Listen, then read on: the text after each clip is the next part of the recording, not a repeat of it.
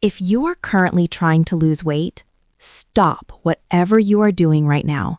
You are probably tracking your progress completely wrong. For years, the golden rule of weight loss has been weigh yourself once a week, no more, no less. But the National Institutes of Health just funded a massive, grueling clinical trial to test this exact rule. And what they discovered about your brain, your anxiety, and your body fat when you step on the scale every single day changes absolutely everything we know about weight loss.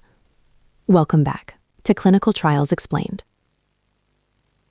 Today, we are talking about something deeply personal, something that almost every single adult has struggled with at some point in their lives: weight loss. It is a multi-billion-dollar industry. We have pills, we have injectables, we have keto, paleo, vegan, and carnivore diets. We have personal trainers screaming at us through our smartwatches. But at the absolute dead center of the entire weight loss universe sits one incredibly simple, incredibly terrifying piece of technology: the scale. For generations, the bathroom scale has been the ultimate judge, jury, and executioner of our health goals. And because it holds so much emotional power over us, the medical community has been bitterly divided on how we should actually use it. Think about it. If you go to a traditional weight loss clinic right now, they will likely tell you to weigh yourself exactly once a week, usually on the same day, usually on a Friday morning, right before the weekend. That is currently considered the global standard of care. But wait, if you go to a modern fitness influencer or a biohacker, they will tell you that data is king. They will tell you to weigh yourself every single morning. Track the data. Build a spreadsheet. Let the numbers guide you. And then, if you look at modern psychology and the body positivity movement, you'll hear a completely different warning. They argue that the scale is toxic.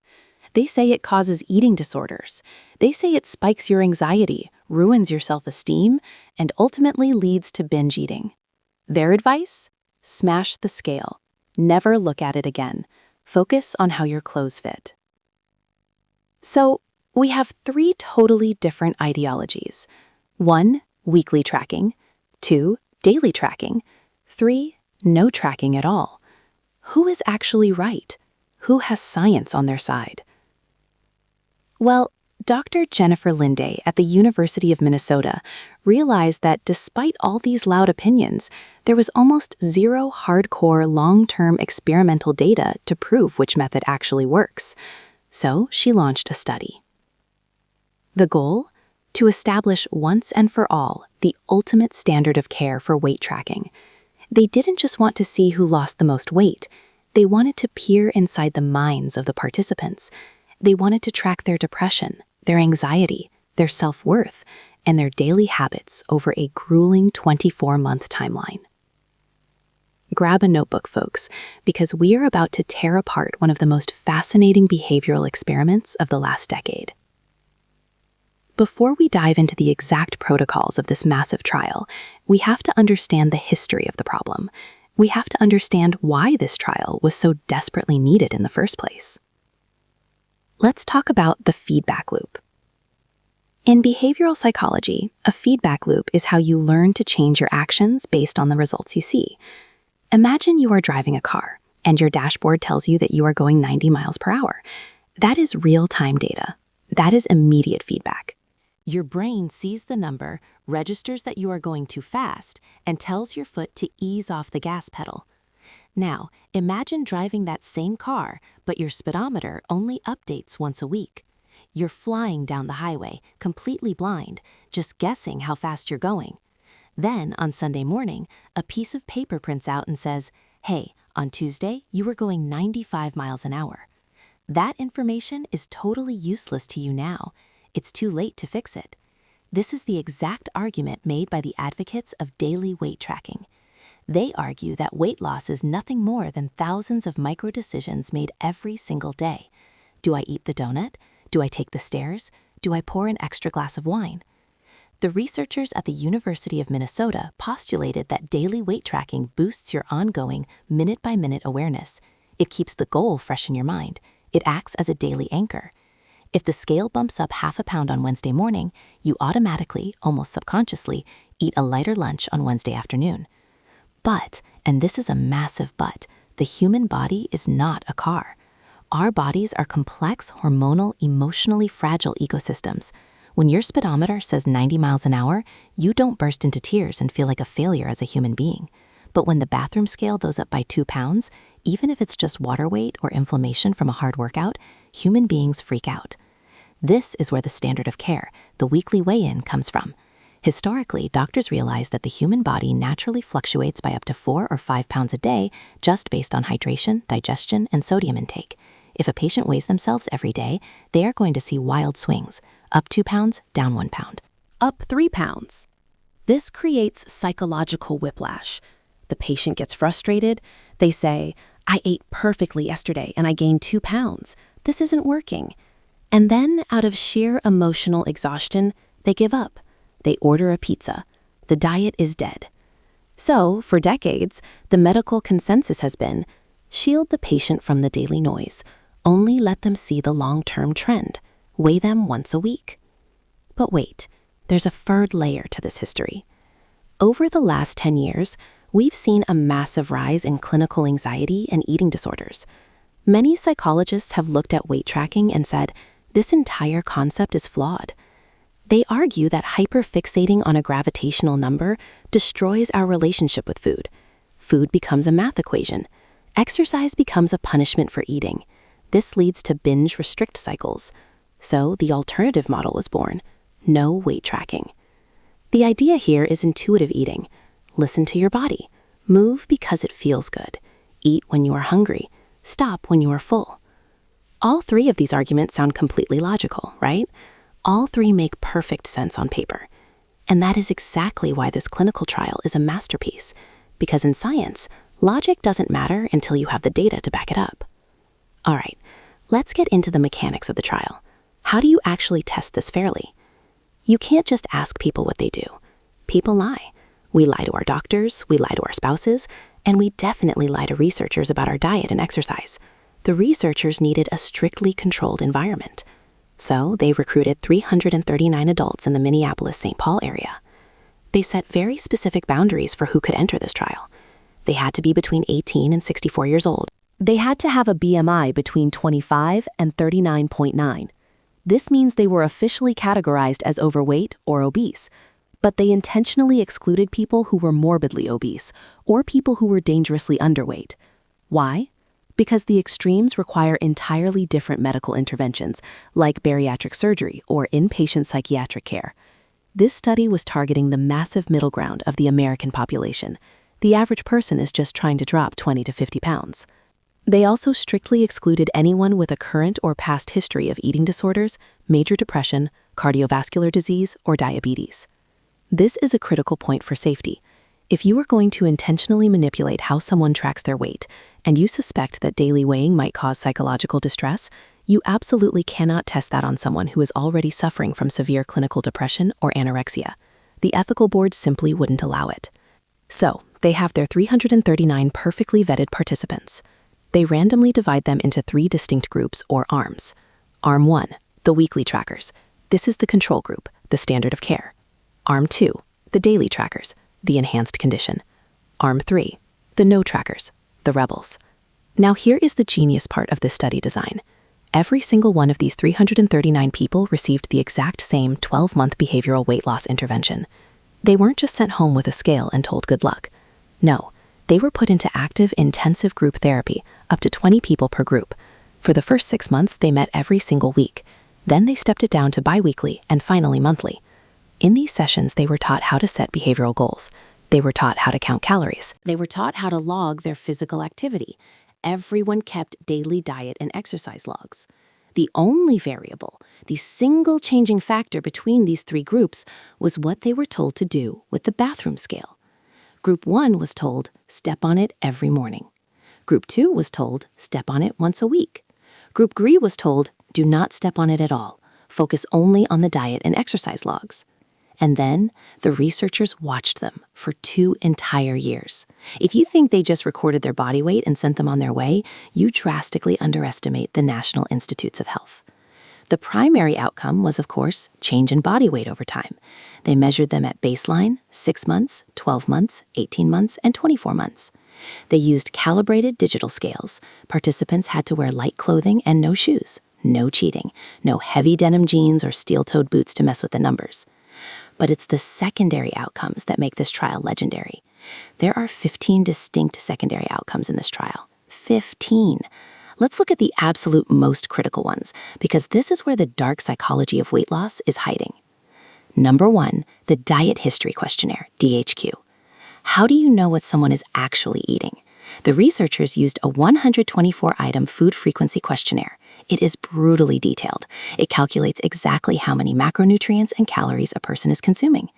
But they knew that questionnaires can be flawed, so for a random subset of 168 participants, they ambushed them with a 24-hour dietary recall protocol, basically saying, don't think, just tell us exactly what you put in your mouth in the last 24 hours.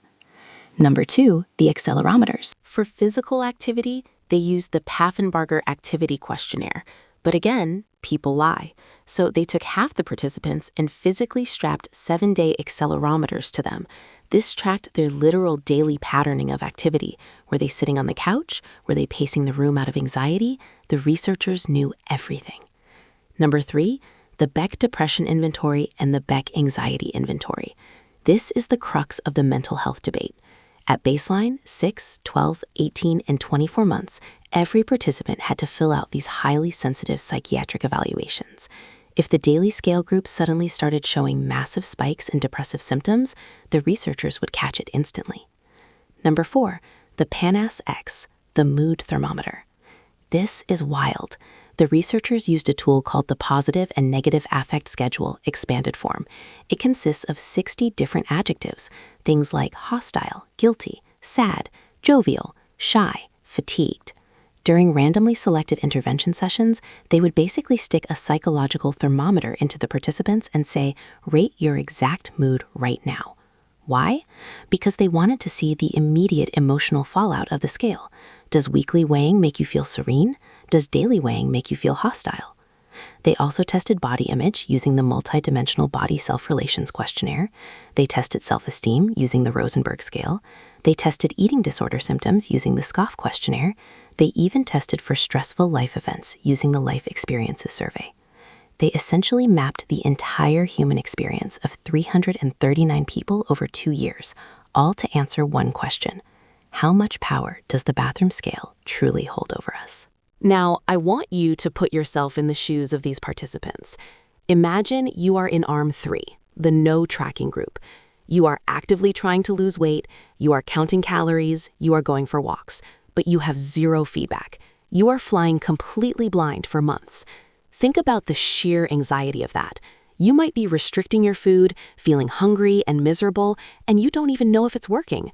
What if you step on the scale at the 6-month check-in at the clinic and you've actually gained weight? The devastation would be absolute. The motivational value would plummet to 0. Now, flip the coin. Imagine you are in arm 2, the daily trackers. Every single morning before you shower, you have an appointment with the judge. Monday, 200 pounds. Tuesday, 199 pounds. You feel a rush of euphoria. You're a champion. Wednesday, 201 pounds. Wait, what? You ate a salad yesterday. How is this possible? Suddenly, the scale isn't just a measuring tool. It becomes a slot machine, a daily gamble for dopamine. This brings us to a critical concept in behavioral science called cue strength.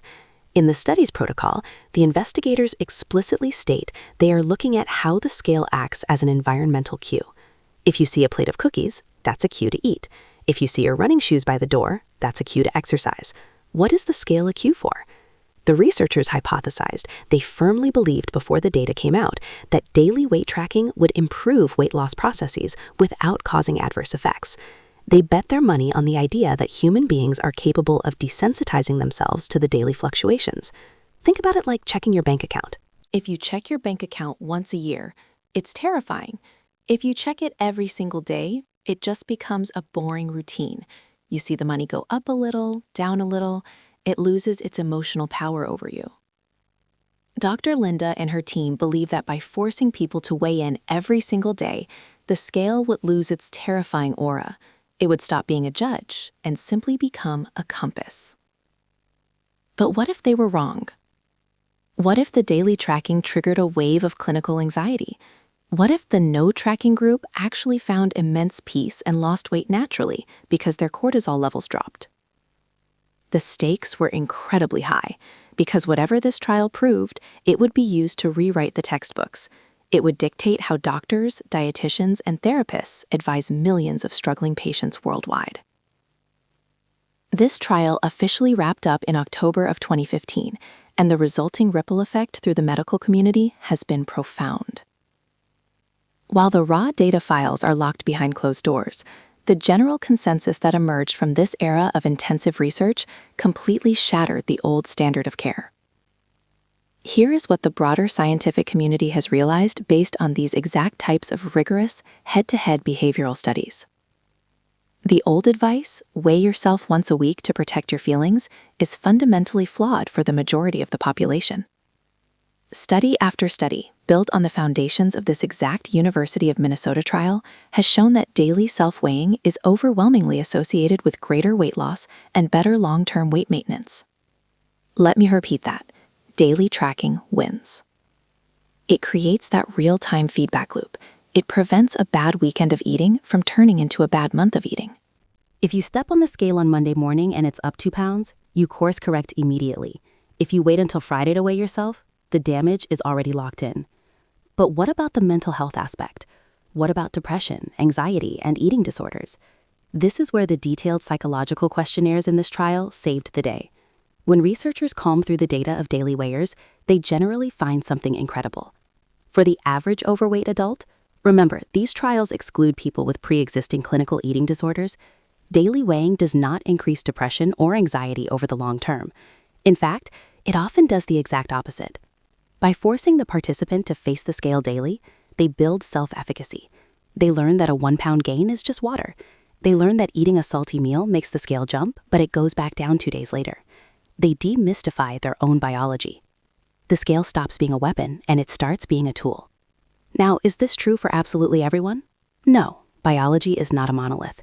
If you have a history of trauma related to body image, daily tracking can absolutely be a trigger.